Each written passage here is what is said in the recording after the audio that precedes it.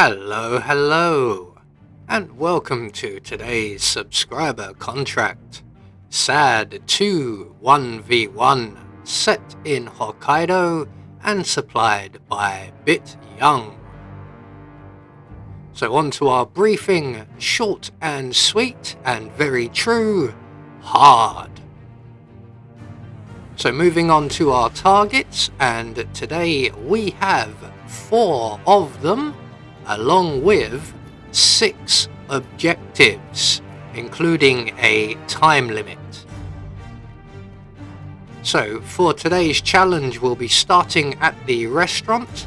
We're going to have a remote magnetic gas grenade stored up in the morgue storage, and we'll be bringing with us an electronic keycard hacker, an exploding Christmas gift, and a silenced pistol. So right from the start and off the bat, there's quite a bit to do for this one. It is rather tricky.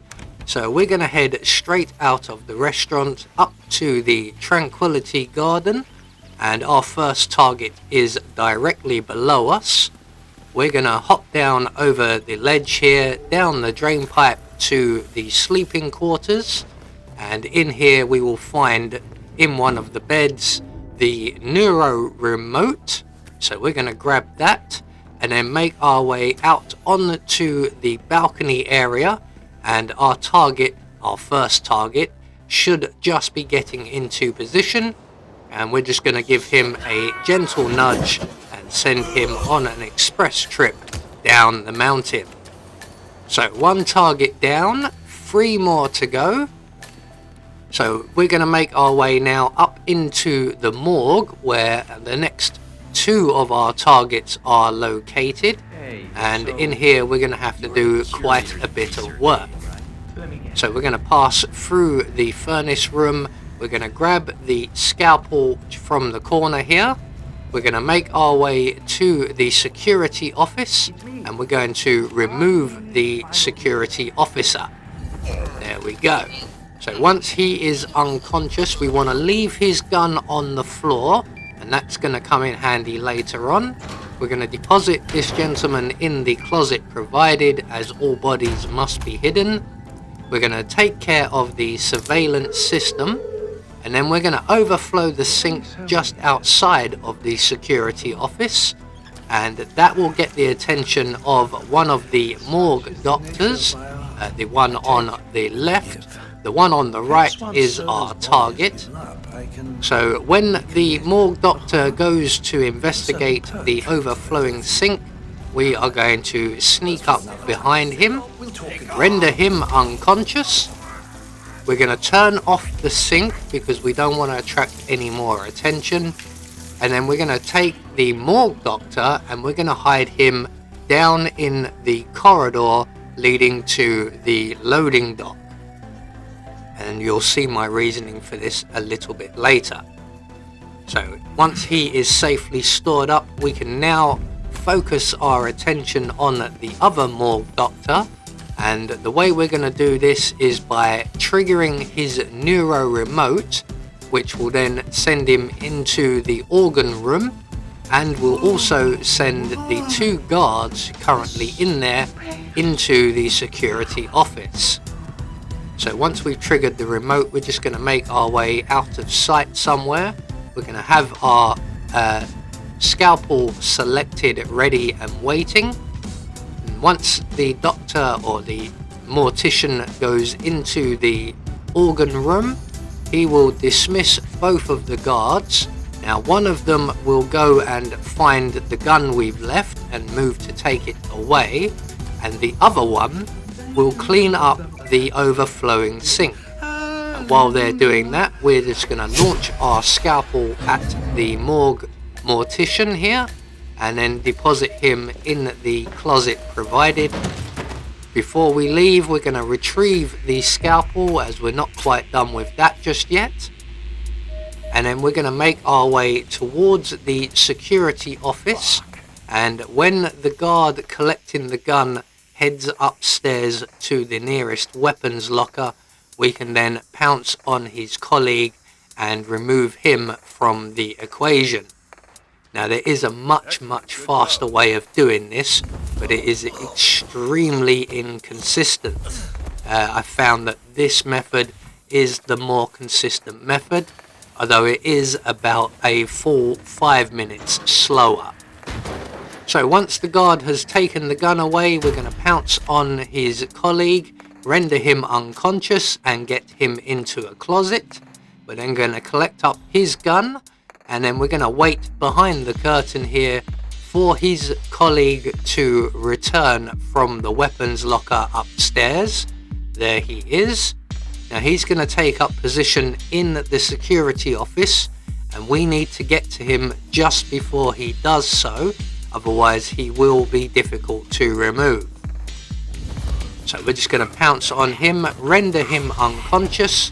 We're going to hide him down in the corridor leading to the loading dock.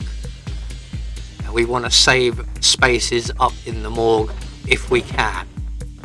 So 2 targets still taken care of. We're now going to go and retrieve our gas grenade from the briefcase, which is located just in the storage area by the furnace rooms. So just around to our left here, we're going to remove the grenade from the briefcase, return it to the briefcase and activate it.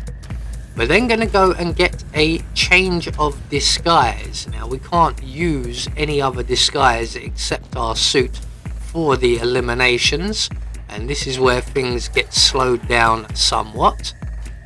So we're going to get on one of the bodyguard's outfits, we're going to select our detonator, and we're going to make our way up to the operating theatre where our next target is located. So he is the gentleman on the left here. So we're going to approach him, we're going to trigger our gas grenade.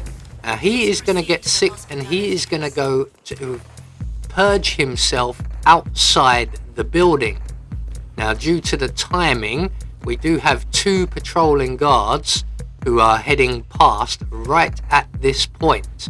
And we've kind of timed this badly because I was hoping to render this guard, our target, unconscious inside the building, but we would have been spotted. So instead we're going to have to wait for the 2 patrolling guards to get a nice safe distance away, and then we can render our target unconscious, and we're going to drag him back into the building and down into the morgue area. And like I said, if we timed this slightly better, we could have rendered him unconscious long before he exited the building, and that would have saved us a bit more time. So once we're back down into the morgue area, we're going to re-don our suit, in this case the Plague Doctor's outfit. We're going to select our scalpel once again, and we're going to launch that at our target's head. There we go. So 3 targets down with 1 more to go, and our final target is the one that proves the most trickiest, using another method, using a breaching charge rather than a full-on explosive. So we're going to deposit the guard here into the furnace. We're then going to open Mr. Smith's fridge, and once he is fully ejected, we're going to take our Christmas gift and throw it up onto the gurney, and then we're going to move a very safe distance and detonate the explosive, which will then remove Mr. Smith from the gurney, otherwise we can't move him at all. And like I said, you can do this with a breaching charge and not cause any panic, but depending where your breaching charge is positioned, he may not leave the gurney and you can't pick him up, and then you will not be able to complete the level. So this way will guarantee that you can collect Mr. Smith's body, but as you can see, it also guarantees quite a lot of panic. So all that's left for us to do is to make good our escape, but we do have to wait for all of the panic to calm down, and during that panic, the briefcase we used to knock out our previous target has been located, and one of the guards from outside is now returning that to a weapons locker. So we are going to have to wait around for him to come back downstairs. There he is.